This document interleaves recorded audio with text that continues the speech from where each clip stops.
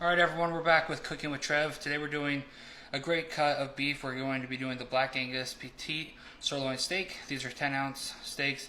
Today we're doing a coverage of how to do all the rubs or the seasons like you like to use on your steaks, the proper way to sear them and also to cook them. You want to make sure that you cook them to a medium rare so you have that darker pink but also has a nice little lighter pink around the exterior. We're going to get started on here. We're going to start doing with the seasonings. We're going to go ahead and go with onion powder first. I know that seems like a lot, but don't worry. We're going to go and flip it over so this is going to fall off. But we're going to do that all after we get this rest of it done. So we're going to go and do the chili powder. I like a little chili powder to have a little kick at the end. We're going to go ahead and get some onion powder down. Right here. We're also going to go ahead and go with a little bit of Blue Hogs Original. Just a little bit. Alright. And then we're also going to go ahead and go with some Italian seasoning. I like a little Italian seasoning on top of mine.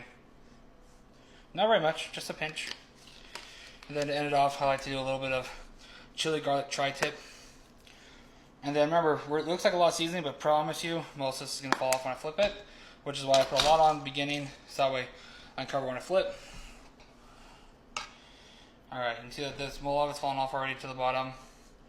So, we're going to go ahead and go from there. We're going to do the same thing again on this side. We're going to do just a little bit. We're going to do some chili powder. We're going to do a little bit of garlic salt.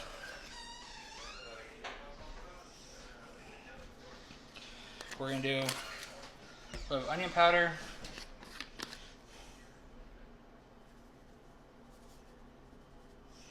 Same here.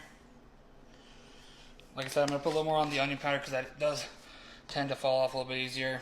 And then we're going to go ahead and do a little Italian seasoning.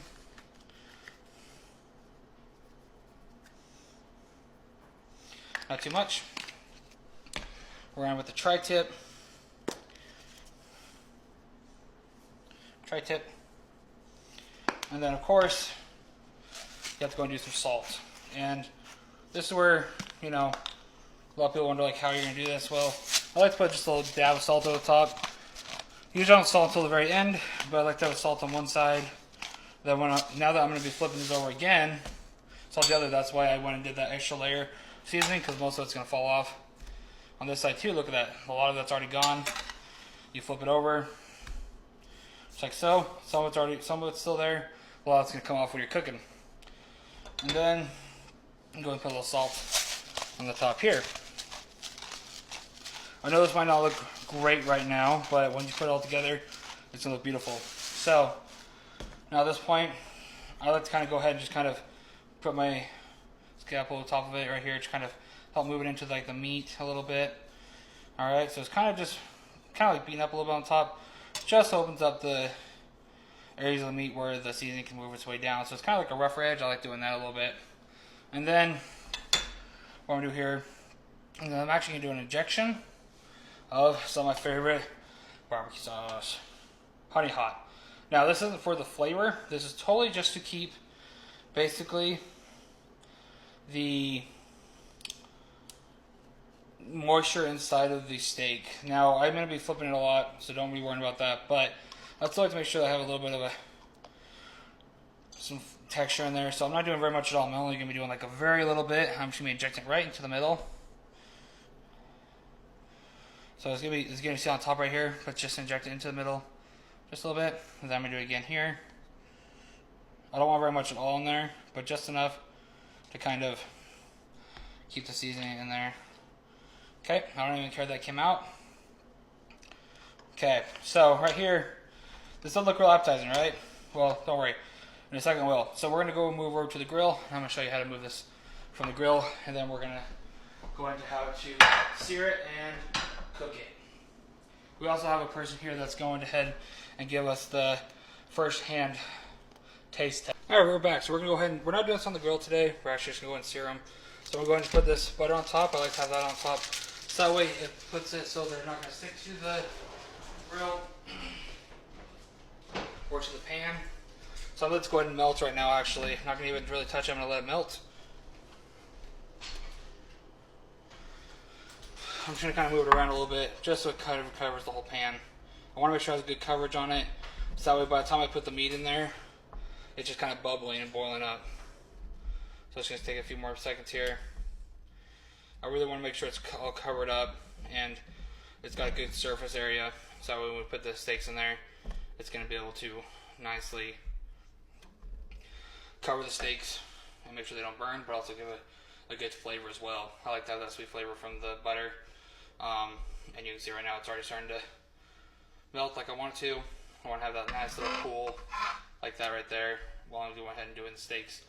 So let that fur completely melt, and then we'll throw the steaks on there. Now remember, when you're doing steaks, you want to go for the medium rare, right? So you want to keep on constantly flipping your steaks.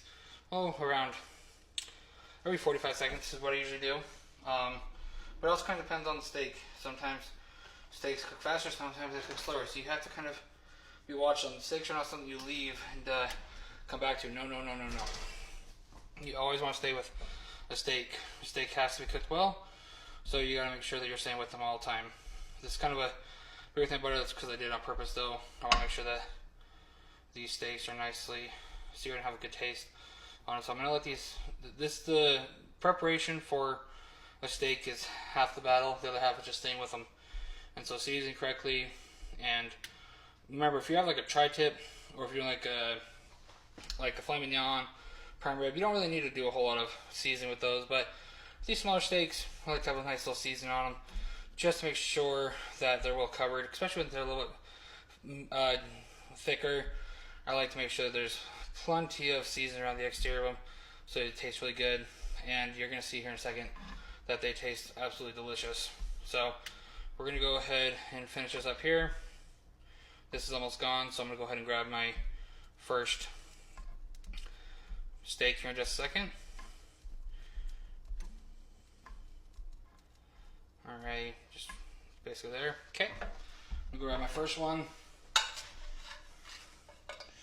Yes, I know I'm using spatula. It's probably blasphemous, but I like to do it for this one just so I don't put any puncturing holes in the outside while they're doing this. Okay.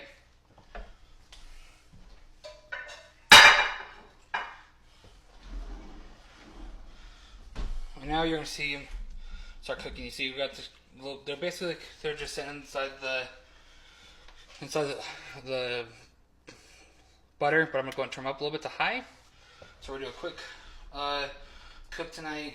So that way they're going to be going in and starting to heat up pretty quickly here. And we're going to go ahead and go from there. So we're going to keep on going. We're going to go in, turn off, we're going to come back when they start seeing it heat up a little more. Alright, you start seeing that they're giving the good color here. Remember, we're going to do this about every 45 seconds. So you can already smell the butter, you can already smell everything, the seasoning, everything working together. And that's what we like to see about this time. You like to see the seasonings, you like to see everything starting to see color. We're going to go and do another flip here. You never want to keep them for too long. The whole point is to make sure that you're doing, wow, if I get this flip. There we go. Normally I would not put them on here, but I'm using it tonight because my grill's not working right now.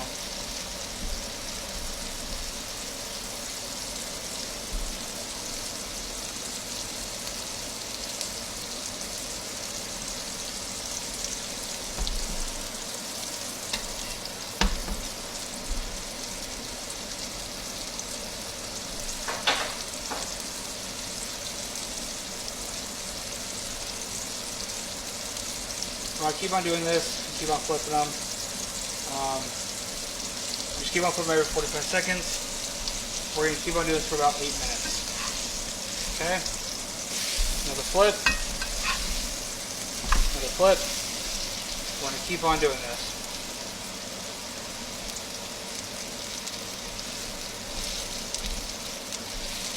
So we're going to do this probably around 6 more times roughly. Go to 8 minutes. We want to make sure we have that nice color, that pink inside, and so we're going to come back when we're about to be done with them, and we're going to let you know when we're all done. Go ahead and add a little chili powder, onion powder, little chili garlic tri-tip on it. You don't really need anything else besides that this time, but you don't want the seasonings to cook off completely. You want to make sure it's still getting some good coverage.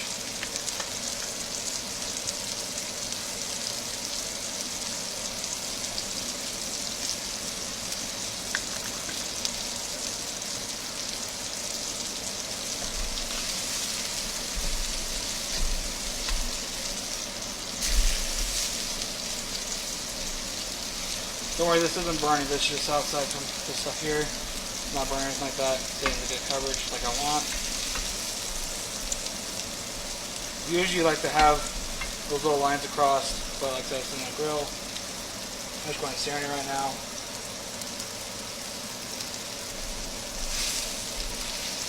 I like to do a little press usually. Just kind of press the juices in, compact them. Okay, another one.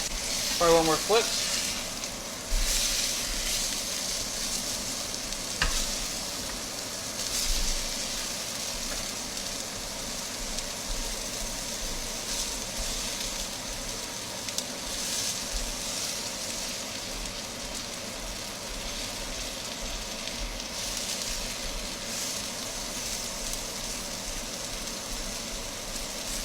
Remember, all this is seasoning and everything that fell off, so it's not really actually the actual steak. Do one more.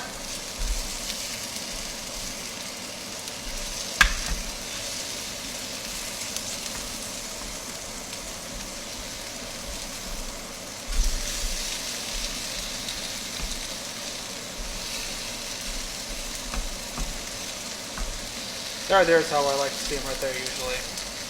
Roughly off here. There we go. Now we're looking better. We're almost done here. I'm going to do just one last flip.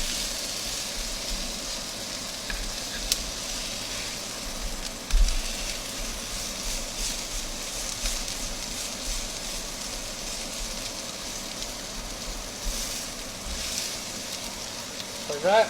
And then we're going to go ahead and cut this open and you'll be able to see what it looks like. Once we're all done, we're going to go ahead and give this a nice cut and see how we're looking. And that is how it should look when you get all done cooking. That beautiful pink right there, that means it's beautifully medium rare, and that's where you should be looking for every steak. I know you look out the outside, a little bit of burn on it, but that's mostly from the seasonings. The inside should look just like that. Please like, subscribe, and enjoy, and please let me know how your steaks turn out when you do them at home. Thank you. To have a first example, go ahead.